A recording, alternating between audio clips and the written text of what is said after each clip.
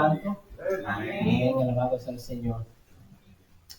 Buenas noches, mis queridos. ¿Cómo están ustedes en esta noche? ¿Se sienten bien? ¿Sí se sienten bien?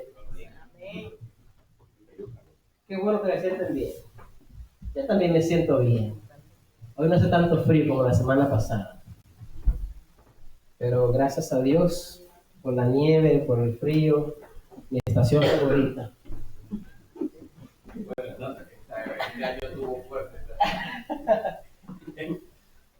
Bien, mis queridos, estamos contentos de estar acá y verlos a ustedes. Héctor, un placer verla a usted por acá también. Mana Elsa, yo no la vi también. Hoy vamos a comenzar a estudiar el libro de Apocalipsis. Cada vez que yo predique aquí los miércoles, vamos a ir al libro de Apocalipsis. Hasta que terminemos el libro. ¿Ok? Versículo por versículo. Así es que no se pierdan los miércoles, porque cuando yo esté aquí predique, vamos a leer Apocalipsis. El asunto con Apocalipsis o con Daniel, ya nosotros estudiamos a Daniel, pero se nos quedó, Joel, la mitad del capítulo 11, que nunca terminamos, porque es un poquito más complicada. Pero vamos a explicar algo de ahí. El Apocalipsis es un libro interesante. Y es un libro que para muchos les causa temor, ya que aquí encontramos bestias, encontramos dragones, bestias con muchas cabezas, con muchos cuernos, encontramos una mujer prostituta montada en una bestia, encontramos sellos, encontramos caballos de diferentes colores que traen destrucción, encontramos muchos símbolos interesantes en el libro de Apocalipsis. Y el libro de Apocalipsis, pues, es un libro tal vez uno de los más difíciles de la Biblia, de los menos comprendidos de la Biblia, por la cantidad de imágenes que tiene. Y es un libro que ha sido muy, ¿cómo decirle? En la cultura popular, ustedes escuchan mucho en películas que se habla de algo del libro de Apocalipsis. Algo se habla del libro de Apocalipsis, especialmente aquí en este país, donde también el cristianismo es fuerte. Y bueno, ¿cómo debemos nosotros entender el Apocalipsis? El Apocalipsis es un libro profético y pertenece al género literario de la apocalíptica. La profecía en la Biblia, nosotros encontramos dos tipos de profecías. Encontramos una profecía que es la profecía clásica y la profecía apocalíptica. La profecía clásica es la de los profetas regulares como Isaías, Jeremías, Ezequiel, Oseas, Joel, ¿verdad? Amós, Abdías, en fin. Esa es la profecía, ¿cómo? ¿Dije yo qué era? Clásica, muy bien, clásica. La profecía apocalíptica está compuesta por, está descrita por símbolos. Hay mucha simbología. Por ejemplo, la profecía de Daniel es del estilo apocalíptico, ¿ok? De eso es que se trata. Apocalipsis, el libro Apocalipsis pertenece a ese rango también, aunque en Apocalipsis encontramos también el género epistolar, como las cartas que después vamos a estudiar poco a poco. El Apocalipsis es el último libro que se escribe de la Biblia. Algunos dicen que fue Juan, el Evangelio, pero bueno, ahí está. El escritor es Juan, el mismo que escribió el Evangelio según San Juan, el mismo que escribió las 3 cartas de Juan. Es el mismo autor. Y en el Apocalipsis nosotros encontramos un tema interesante. Encontramos la historia del pueblo de Dios, encontramos en símbolos todo lo que pasó en la historia de la iglesia y encontramos también el plan de redención de Dios que culmina cuando Cristo establezca su reino, la nueva Jerusalén descienda y Dios haga una tierra nueva. Renueva esta tierra. Esta tierra sea quemada con fuego y sea restaurada para Dios hacerla como era al principio. Eso, Apocalipsis presenta toda esa historia. Es un libro bien cargado de símbolos.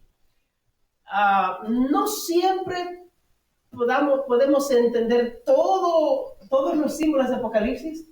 Hay muchas cosas allí que se prestan a diferentes tipos de interpretación y, ¿cómo decirle? Diferentes teólogos tienen diferentes explicaciones a ciertos símbolos que encontramos en el Apocalipsis. Cuando nos toque estudiar algunos de esos símbolos, no me gusta ser un dogmático en el sentido de que es así y no hay ninguna otra interpretación para ese símbolo. Pero en la medida de lo posible vamos a estudiar el Apocalipsis junto con la Biblia, ya que la Biblia es su propio intérprete. Y en el Apocalipsis los símbolos que se encuentran allí son tomados, la mayoría, del Antiguo Testamento. El Antiguo Testamento, el Nuevo Testamento. Para entender el Apocalipsis vamos a ver de dónde salen esos símbolos, dónde encontramos esos símbolos, el significado que tienen y cómo esas cosas nos ayudan a nosotros a entender el mensaje que Dios tiene para nosotros en este libro. Así que yo le invito a que no se pierda los temas de Apocalipsis, porque estaremos estudiando en secuencia, de forma sistemática, el libro, y hoy vamos a comenzar estudiando los primeros 3 versículos. ¿Ok? Antes de estudiar la Biblia, vamos a pedir la dirección de Dios para que nos dirija en este estudio. Oremos. Padre Celestial, te damos gracias en esta hora porque estamos aquí en este lugar y hemos venido para agradecerte, para interceder y para meditar en tu palabra. Hoy comenzamos a estudiar el libro de Apocalipsis y queremos pedirte que tú nos des la iluminación del Espíritu Santo para entender lo que allí se dice y para que podamos reflexionar en tu gran amor que nos manifiestas a través del desarrollo de la historia de la gran controversia y saber, Señor, que tú estás del lado de tu pueblo. Te agradecemos porque nos das esta revelación y porque a través de ella nosotros podemos conocer más de tu amor y de tu plan de salvación. Permítenos ver a Jesús acá y que tu nombre sea exaltado al estudiar tu palabra en esta noche y cada vez que estudiemos el libro de Apocalipsis. Amén. Pedimos y agradecemos esto en el nombre de Jesús. Amén. Amén. Vamos a comenzar con el versículo 1. Vamos a ver versículo 1, 2 y 3. Aquí estará basado el tema del día de hoy. Comienza diciendo: la revelación de Jesucristo que Dios le dio para manifestar a sus siervos las cosas que deben suceder pronto. Y la declaró enviándola por medio de su ángel a su siervo Juan, que ha dado testimonio de la palabra de Dios y del testimonio de Jesucristo y de todas las cosas que ha visto. Bienaventurado el que lee y los que oyen las palabras de esta profecía y guardan las cosas que en ellas están escritas, porque el tiempo está cerca. Es interesante lo que dice este texto. Estos 3 versículos tienen 3 entidades. ¿Ok? En el primer versículo habla acerca de Jesucristo. Jesucristo y Dios quien da esta revelación. El segundo versículo nos habla de Juan. ¿Quién es Juan? Y lo que él presenta aquí en su testimonio. Y en el tercer versículo habla de usted y de yo. Y de mí, perdón. De usted y de mí. ¿Qué forma gramatical de usar los pronombres? De usted y de mí. Los que leemos y los que escuchamos esta profecía. Vamos a comenzar con la primera entidad. Primero, el capítulo comienza diciendo, el primer versículo, ¿qué cosa? Interesante. Eso quiere decir que el Apocalipsis no es un misterio, sino una revelación. Entonces el Apocalipsis comienza diciendo que esto que está aquí no es un enigma. Esto que está aquí no es algo escondido. Esto que está aquí es una revelación. De hecho, en inglés el libro no se llama Apocalipsis, se llama Revelation. La palabra Apocalipsis es la palabra griega que significa revelación. En griego, Apocalipsis, U o I o Y, cualquiera de las dos, esa letra griega, Apocalipsis significa revelación. Algo que se desvela, algo que se descubre. Can you turn on the light, please? Esa, ahí, excelente, gracias. Algo que se desvela, algo que se descubre. Entonces aquí está diciendo, comienza diciendo que el libro es una revelación. Interesante. Lo que entonces nos quiere decir que aquí vamos a ver qué es lo que se revela. Todo lo que veremos así, vamos a ver qué es lo que se revela. Ahora, no es una revelación cualquiera, dice que es la revelación ¿de quién? De Jesucristo. Esto puede significar dos cosas. Puede significar que lo que se va a presentar es algo que Cristo está revelando. Número uno, ¿verdad? Él trae esa revelación a Juan. Número dos, eso también puede significar que lo que se está revelando es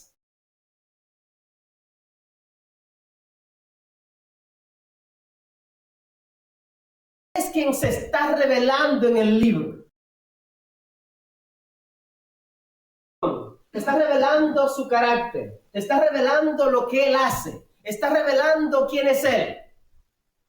¿Ok? So, la relación de Jesucristo puede tener esos dos significados. O, ¿qué dije yo? La primera es que él va a revelar algo, o que esa revelación es el mismo que se está revelando. ¿Ok? Muy bien. So, la revelación de Jesucristo, así comienza. ¿Saben ustedes? El conocimiento de forma general, para los griegos, que fueron los más influyentes en lo que es la filosofía, para ellos el conocimiento viene de la observación. El primer filósofo que fue más influyente, ¿no? Antes de Aristóteles, Tales de Mileto. De los primeros filósofos que comenzaron a discursar, como Platón, Aristóteles, él fue el primero de los filósofos griegos que comienza a hablar acerca de la observación, el origen del mundo, el origen de la vida y todo eso. Los griegos, el conocimiento es a pura observación, a pura desarrollo mental de lo que ellos ven, de lo que perciben y todo eso. Eso lo presentan ellos. A diferencia de los griegos, tenemos lo que viene de los judíos, que es la palabra. El conocimiento que nos viene de los judíos viene por revelación. ¿Okay? Viene por revelación, por un Dios que se revela. Son los griegos, es lo que ellos piensan, lo que se puede observar por la mente y haciendo inferencia de lo que se observa. En el caso del judío no, es por la revelación de Dios. Así es que la misma Biblia es una revelación. Es la revelación de un Dios que interactúa con los seres humanos.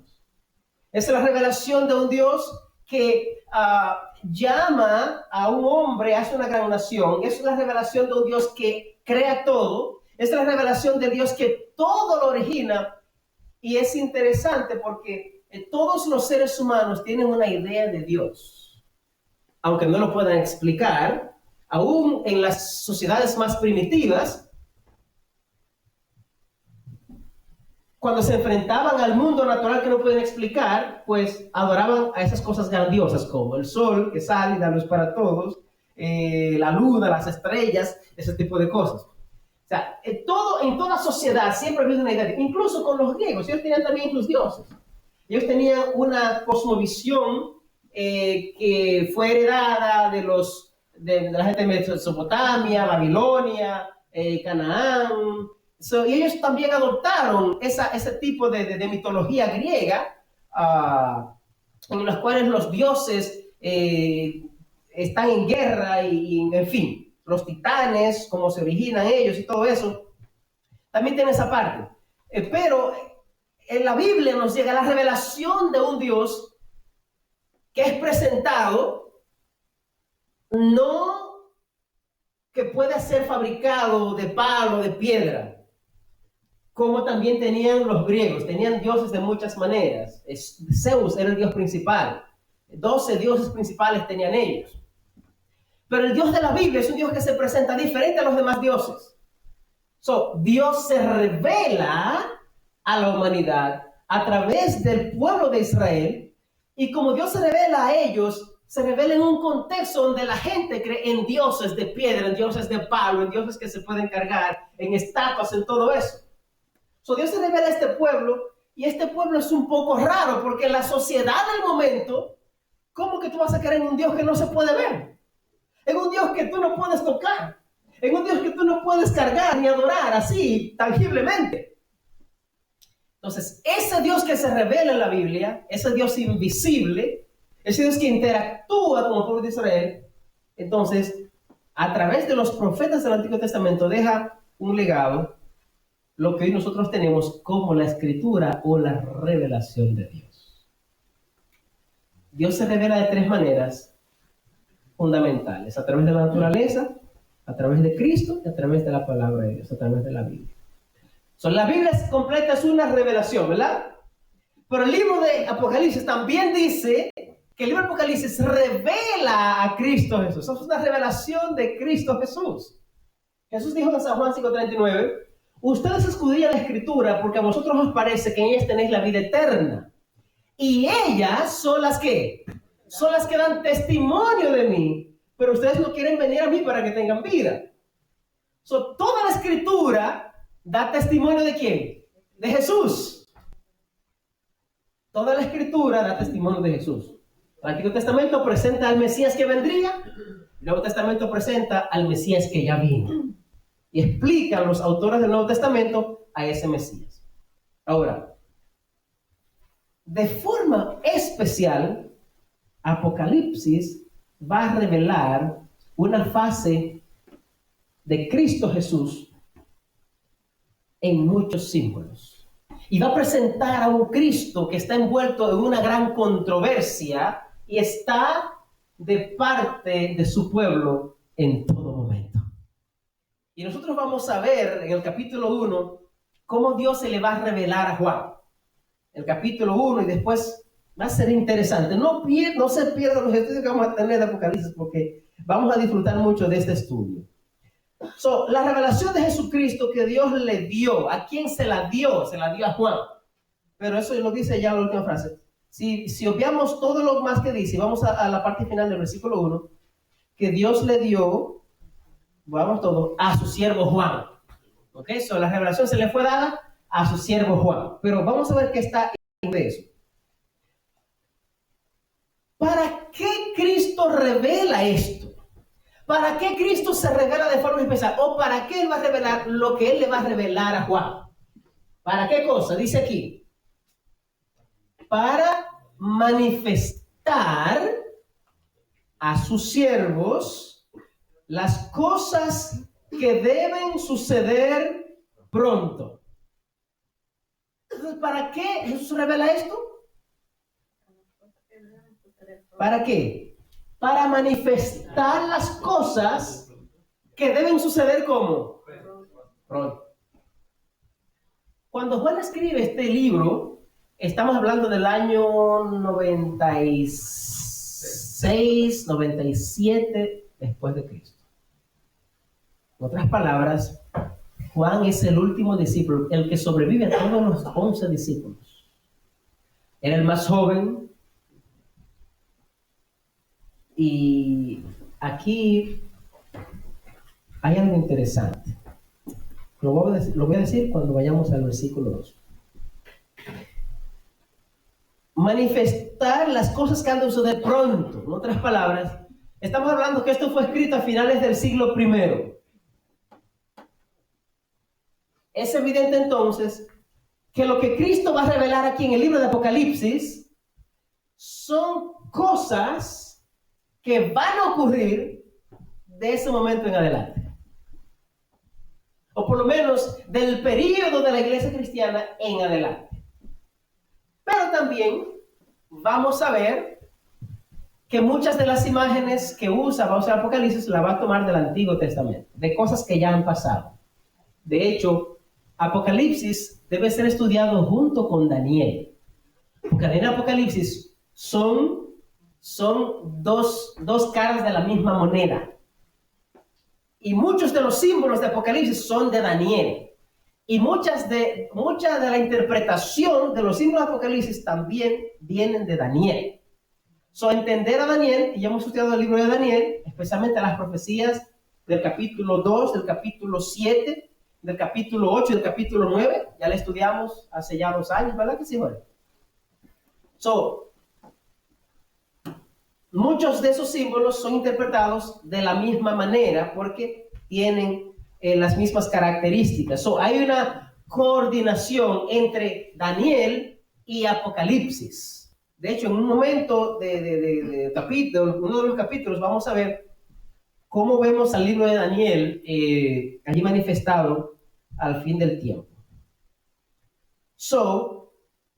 Lo que se va a manifestar aquí son las cosas que deben suceder pronto. Aquí se va a hablar entonces de eventos, de historia que sucederían. Y es interesante que si al final de Apocalipsis lo que encontramos nosotros es la tierra nueva y el fin del sufrimiento, el fin del dolor, el fin de la muerte, el fin del pecado, eso quiere decir que lo que está en Apocalipsis ocupa una historia desde el primer siglo hasta que Cristo venga. ¿Qué significa eso entonces? Que aún hay cosas de Apocalipsis que no se han cumplido y que deberán cumplirse todavía. Y muchas de las cosas que están pasando ahora pudieran entenderse como cumplimiento de ciertas profecías de Apocalipsis que están aquí. Y no quiero que usted se pierda esas profecías que vamos a estudiar, porque van a estar para lamerse los dedos.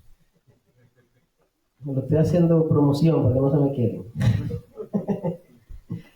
Dice que la declaró esa revelación, ¿verdad? Enviándola por medio de su ángel a su siervo Juan.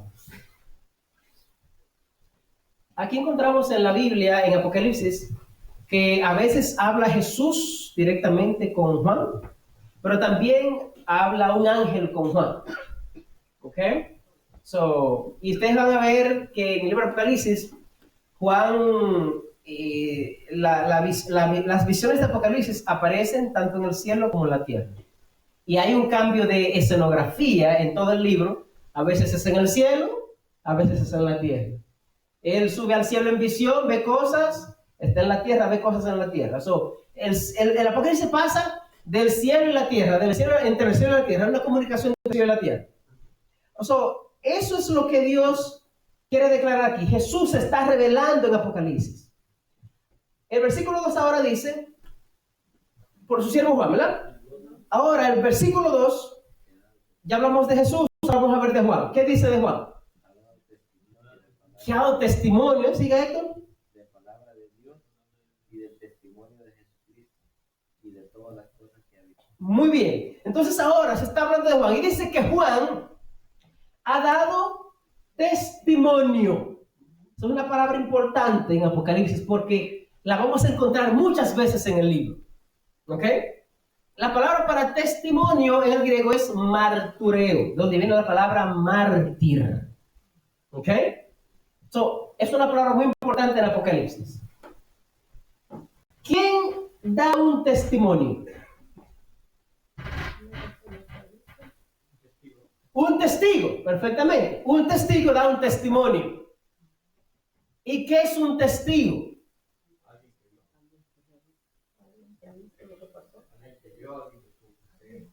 Perfecto. Alguien que experimentó un evento, ¿verdad?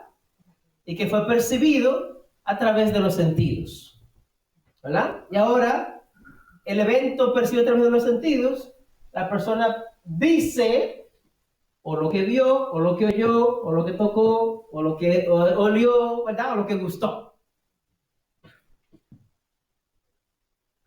Juan habla mucho del testimonio. Por ejemplo, en su carta, él dice, lo que hemos oído con nuestros oídos, lo que hemos visto con nuestros ojos, y lo que tocaron nuestras manos, tocante al verbo de vida, eso os anunciamos. Cuando Juan escribe su carta y dice, lo que yo les digo en mi carta, es porque yo lo viví, porque yo lo palpé, porque yo lo vi, porque yo lo escuché.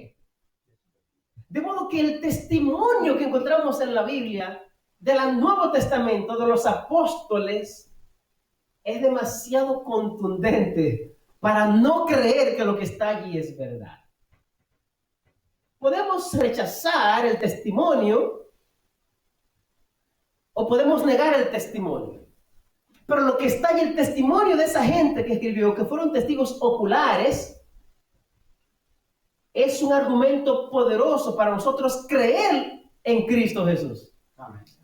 De hecho, Juan, cuando él escribe su evangelio, en el último capítulo de Juan, él dice, y el que escribe esto da testimonio de estas cosas. Y yo lo escribo, dice, para que ustedes crean. Para que ustedes crean, porque mi testimonio es verdadero.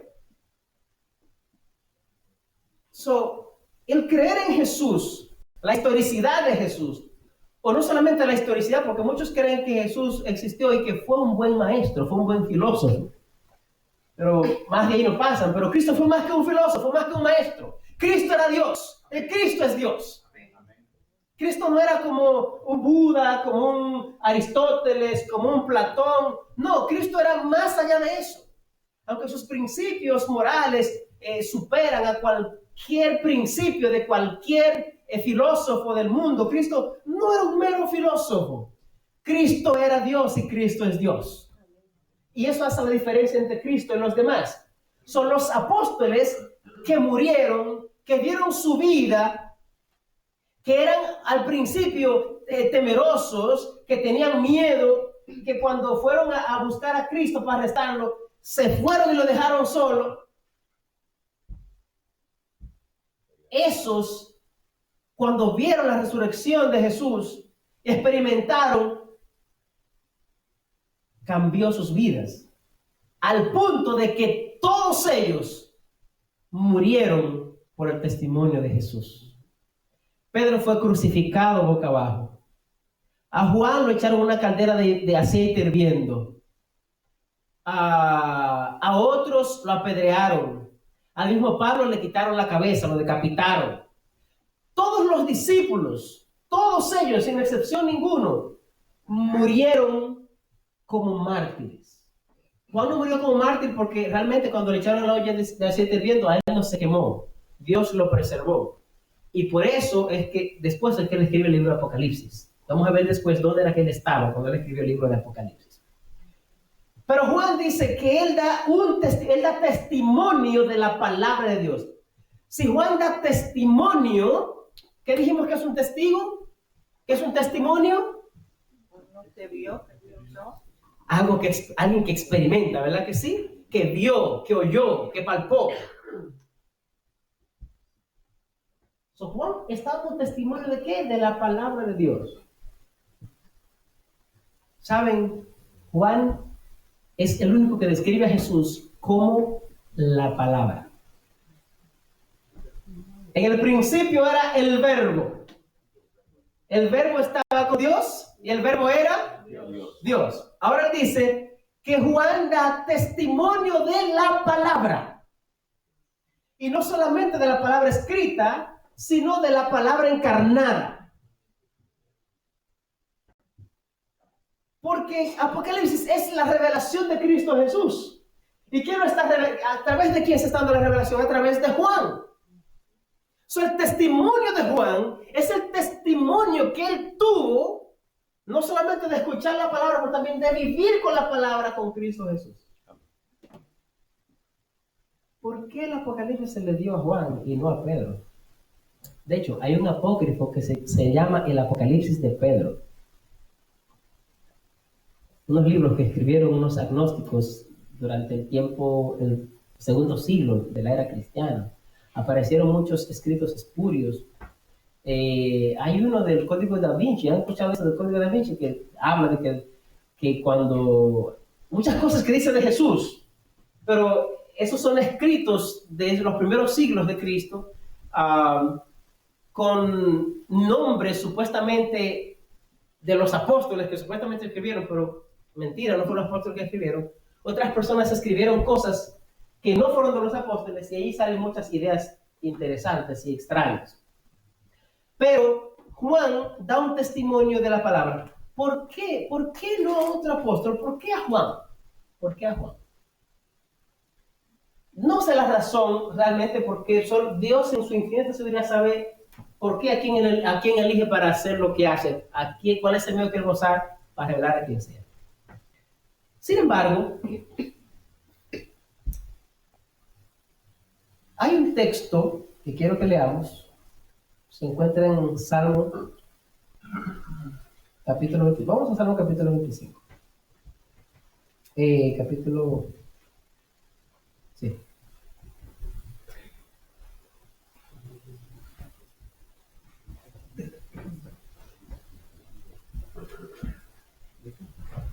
Salmo.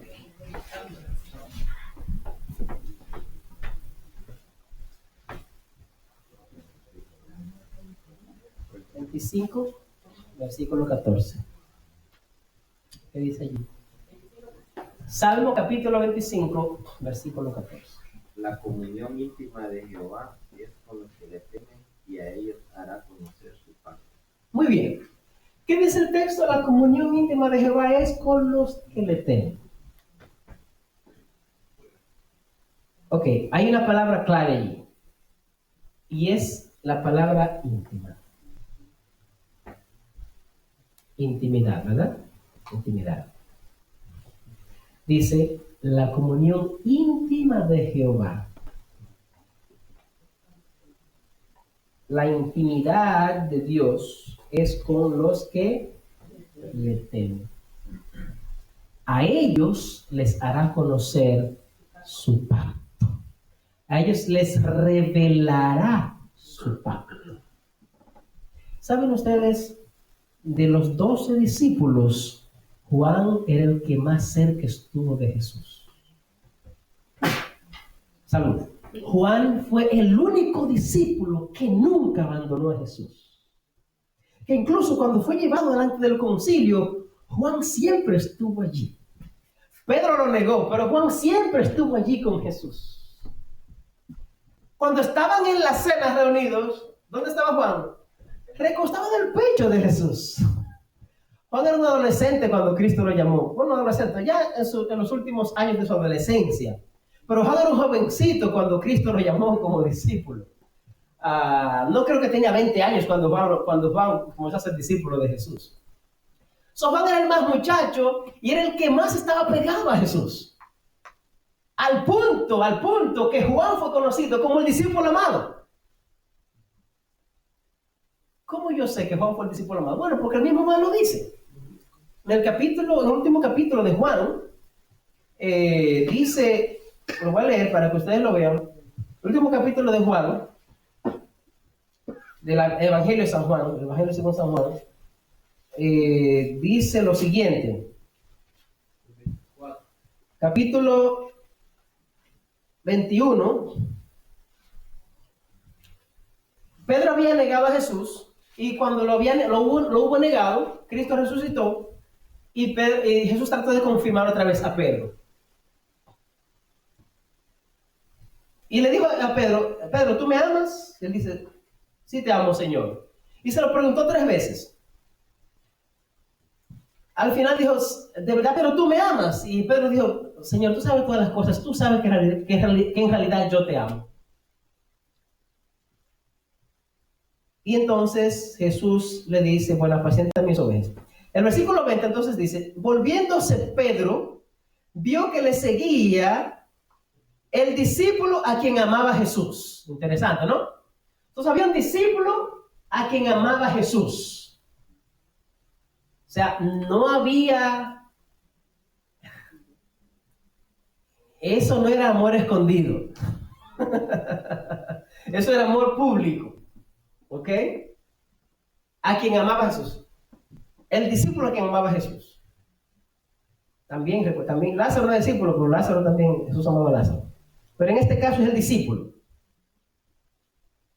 Dice, el mismo que en la cena se había recostado al lado de él y le había dicho, Señor, ¿quién es el que te ha de entregar? ¿Ok? Versículo 24. ¿Qué dice? Vamos a ver algo más allí. Cuando Pedro lo vio, le dijo a Jesús, Señor, ¿y qué de este? Porque ya Cristo le había dado una profecía a Pedro. Le había dicho cómo Pedro iba a morir. Hay que recordar cuando Juan escribe el libro de Juan, ya Pedro había muerto. Ya él había sido crucificado, él había muerto.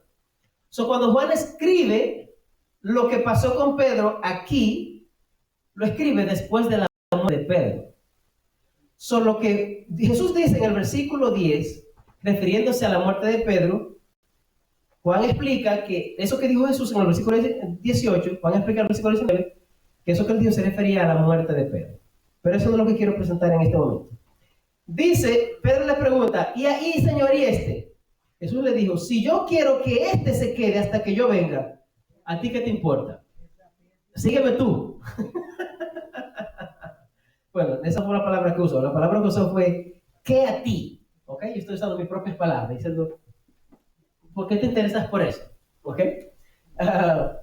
Sígueme tú. En otras palabras, tu decisión de seguir a Jesús es algo muy personal e individual. No pienses en los demás. Haz tu decisión por el Señor Jesucristo. Sigue tú a Jesucristo. No te lleves de los demás. Haz tú esa decisión porque al final tú le responderás a Dios por tu decisión. Entonces, es interesante. Entonces dice, este dicho se extendió entonces entre los hermanos que aquel discípulo no moriría. Pero Jesús no le dijo que no moriría, sino, si quiero que él quede hasta que yo venga, ¿qué a ti? El versículo 24 dice, este es el discípulo que da testimonio de estas cosas. ¿De cuáles cosas? Del libro de Juan, ¿ok? Del Evangelio de Juan. Y escribió todas estas cosas y sabemos que su testimonio es verdadero. Y hay muchas cosas otras de Jesús, las cuales si se escribieran una por una, pienso que ni aún en el mundo cabrían los libros que se habrían de escribir. Amén. Así termina el Evangelio de Juan. Juan es el discípulo amado, el que estaba cerca de Jesús, el que nunca abandonó a Jesús, el que tenía una relación íntima con Jesús. ¿Saben qué hizo Jesús? A él le reveló su pacto. A él le reveló Apocalipsis. A él le dio una revelación que a ningún otro discípulo se la dio. El testimonio de Juan es más profundo que el testimonio de los demás evangelistas. El Evangelio de Mateo, el Evangelio de Marcos, el Evangelio de Lucas, todos presentan las historias de Jesús. Todos presentan las mismas historias. De hecho, cuando Mateo escribe sobre Jesús, cuando Marcos escribe sobre Jesús, que fue el primer evangelista, Marcos comienza el Evangelio de Jesús y comienza a hablar de Juan el Bautista. ¿Verdad? Después viene Mateo. Cuando Mateo escribe, no puedo comenzar el Evangelio desde Juan porque el Cristo viene antes de Juan. Y comienza diciendo la genealogía de Jesús, que fue hijo de David, hijo de Abraham, y comienza a presentar las genealogías. Lucas comienza y dice, no puede ser hasta Abraham, Cristo es más allá. Y Cristo comienza a decir, Jesús, hijo de José, y José, hijo de fulano, y termina con hijo de Adán, hijo de Dios. Pero Juan dice, no, es que Cristo no comienza allí. Yo conozco a Jesús más profundamente que ellos. Y cuando Juan comienza su evangelio, Juan comienza diciendo, en el principio era el verbo. El verbo estaba con Dios. Y el verbo era Dios. Y ese verbo se hizo carne. En otras palabras, Juan presenta a un Cristo que no presenta a los otros evangelistas, pero es a un Cristo eterno. Al Cristo que existe desde la eternidad. Al Cristo que no fue creado. Al Cristo que estuvo con el Padre cuando nada más existía. Al Cristo que creó todo lo que existe. El conocimiento de Juan de Jesús era más profundo que el que tenían los demás apóstoles. Por lo tanto, cuando Juan presenta su evangelio, lo presenta desde la profundidad de su conocimiento de Jesús. Es el evangelio de Juan que presenta a Jesús como Dios más perfectamente que los demás evangelios. El énfasis de Juan es que Cristo es un ser divino. Y en el tiempo de Juan, precisamente, una de las razones por las cuales él escribe es porque comenzaron en la iglesia a surgir doctrinas raras. Una que decía que Jesús no era Dios y otra que decía que Jesús no era hombre. Esas doctrinas extrañas comenzaron a surgir en el tiempo de Juan. Y por eso es que su evangelio y sus cartas tienen mucho énfasis con el que cree que Jesús vino en carne, el que cree en Jesús tiene la vida, presentando a Jesús como el único camino hacia el Padre, ¿ok? A un Cristo que era divino humano, al verbo que era Dios, por el verbo que se encarnó, ¿ve? De modo que lo que Juan tiene de Jesús, nadie más lo tiene. Y es alguien que ha estado tan cerca de Jesús, que ahora Cristo elige a Juan para revelarle en el libro de Apocalipsis. Y esto nos llama a nosotros a reflexionar. ¿Tú quieres conocer a Dios? Entonces necesitas desarrollar intimidad con Dios. ¿Tú quieres conocer al Dios que se revela? Tienes que buscarle de corazón. Desarrollar una intimidad con Dios. Que Él pueda revelarse a ti. Dios quiere revelarse a ti. Dios quiere darte un apocalipsis a ti. De forma personal. Y lo vas a descubrir en su palabra. El Cristo que se va a revelar a ti, a tu vida, va a ocurrir si tú le buscas a Él y tú desarrollas esa intimidad con Dios. Porque ¿qué leímos ya? La comunión íntima de Jehová es con los que le temen y a ellos les hará conocer su pacto.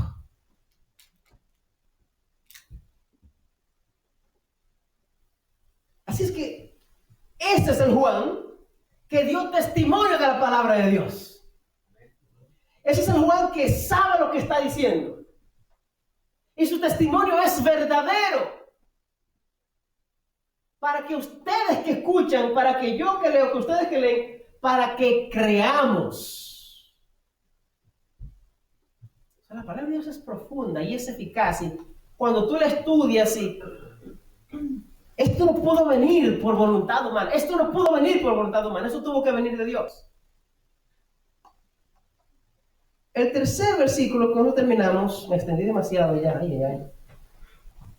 Dice, habla ahora a nosotros. Bienaventurados. Bienaventurados. Las bienaventuranzas. El libro de los Salmos comienza así, ¿verdad? Bienaventurado el varón que no anduvo en consejos de malos, estuvo en camino de pecadores. Así comienza el libro de Salmos. El primer salmo comienza con la palabra bienaventurado. El sermón del monte, Cristo lo comenzó diciendo como bienaventurado. Bienaventurado significa bendecido, feliz, dichoso. Es una persona que vive con sentido, que vive una vida con significado, que vive una vida con gozo, que vive una vida con alegría, que vive una vida con la paz que Dios da. Es una persona que es dichosa, que a pesar de los problemas, que a pesar de las dificultades, hay un gozo que nadie puede quitar. Que a pesar de la enfermedad, puede cantar en el dolor. Que a pesar de las lágrimas, puede sonreír porque Cristo está en su corazón. Que a pesar de lo que le hagan, sigue firme en el Señor. Que a pesar de lo que pase en su vida, permanece de pie. Y aun cuando cae, se levanta, y por eso es bienaventurado. Porque Cristo está y habita en su corazón. Y ahora dice Juan, es bienaventurado también aquella persona que lee el libro de Apocalipsis. Es dichoso aquel que lee Apocalipsis. Es que vamos a ser nosotros bienaventurados, porque vamos a leer el libro de Apocalipsis nosotros todos ahora. Vamos a leer el libro completo. Pero no solamente el que lee, hay gente que no sabe leer. Pero aquí dice también, bienaventurado, si no sabe leer, por lo menos oye, escucha. ¿Ok? Puedes escuchar lo que dice acá. Juan, ¿de qué cosa está hablando Juan? Ahora Juan está hablando de algo práctico. Práctico. Alguien concreto. Vamos a ver mucho eso en el libro. El que lee. El que lee. ¿Cuántos de ustedes leen la Biblia todos los días? Amén. Hay alegría y gozo en estudiar la Biblia, en leer la Biblia todos los días. Usted aprende mucho y Dios se revela en su palabra. Lea la Biblia, lea. Para que no se aburra. No, para que no se aburra.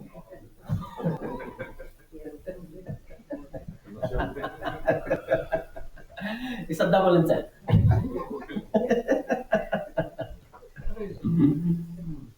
Para que no se aburra, del verbo aburrir.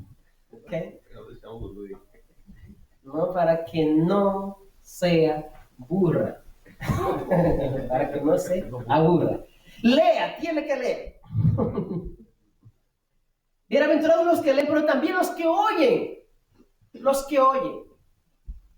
Aquí quiero que prestemos atención. Cuando usted lee la Biblia, no solamente lea la Biblia, escuche a Dios hablar en la Biblia.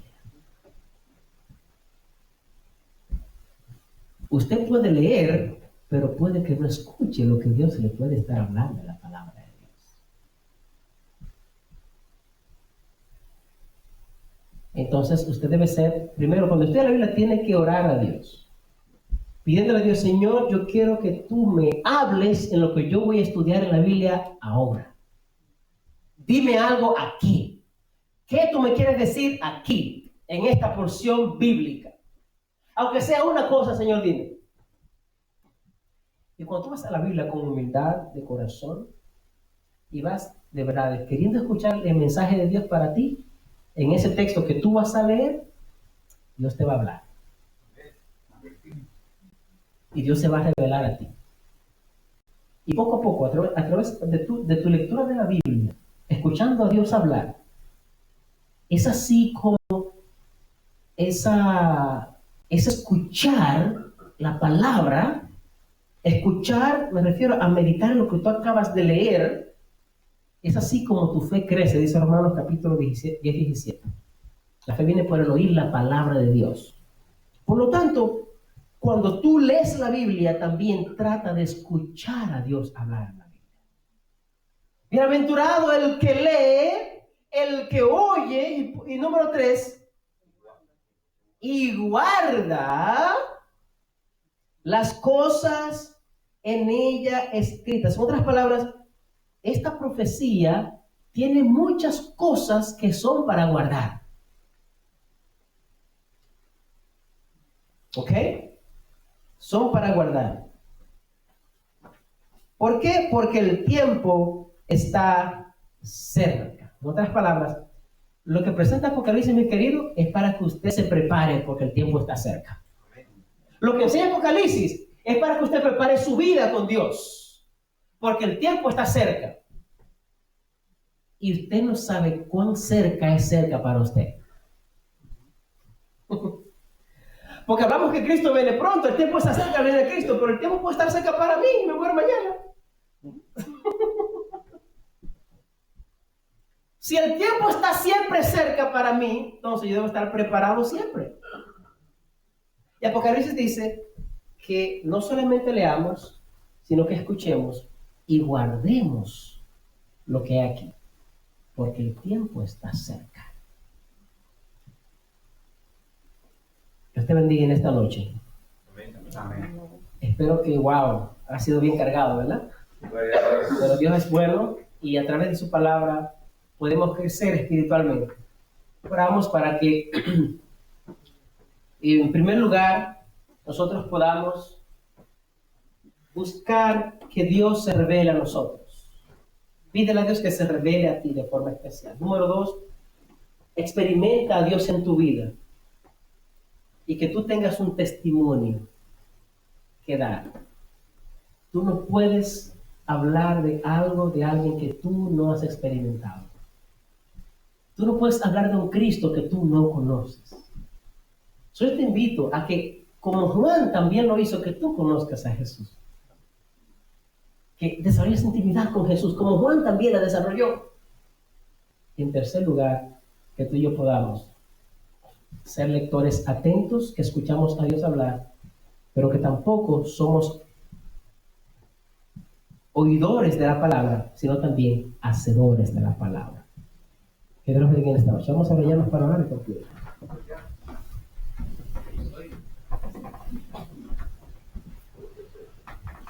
Eterno Padre que estás en los cielos, damos gracias infinitas por la bondad que nos das de meditar en tu palabra. Hoy, Señor, comenzamos una jornada para estudiar el libro de Apocalipsis y queremos pedirte que desde hoy comencemos, Señor, a practicar tu mensaje, practicar tu palabra. Revélate a nosotros, oh Señor, así como te revelaste a Juan. Que podamos tener una experiencia viva contigo, que podamos desarrollar intimidad contigo para que podamos conocerte más profundamente. Tú has prometido que revelarás tu pacto a aquellos que te temen y tienen comunión íntima contigo. Pedimos, Señor, que nos ayudes también a ser no solamente lectores y oidores de tu palabra, sino hacedores de tu palabra. Y que podamos profundizar en ese conocimiento, de modo que podamos prepararnos porque el tiempo está cerca.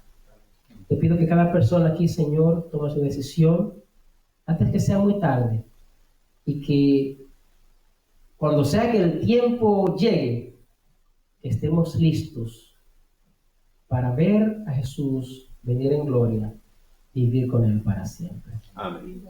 Te agradecemos por cada uno que estamos aquí. Ahora dirígenos a nuestros hogares, llévanos con bien. Que tu palabra hoy haya causado un efecto positivo y salvífico en nuestras vidas. Amén. Oramos y pedimos esto en el nombre de Jesús. Amén. Buenas noches. Lleva la cuadra.